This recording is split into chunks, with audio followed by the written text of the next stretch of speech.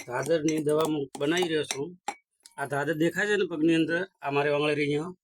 આ બીજી વખત બીજા ભાઈને ચોપડી રહ્યો છું। આ ધાદર કણજીથી આસાની મટી જાય છે। આ ખાંડી અને ઝીણી ઝીણી બરાબરનો એનો રસ કરી નાખવાનો, ખાંડીની ચટણી બનાવે એવી રીતે। અને આ બાજુ મળી દોસ્તો, હવે આ રસ બની ગયો।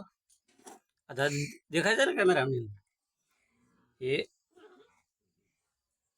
આ રસ આવી રીતે થોડા ચરાઈ ગયા છે,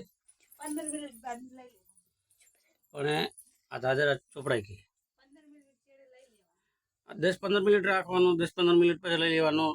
અને એવું લાગે તો વધારે રાખવાનું, પણ બળે તો 15 મિનિટ પછી લઈ લેવાનું।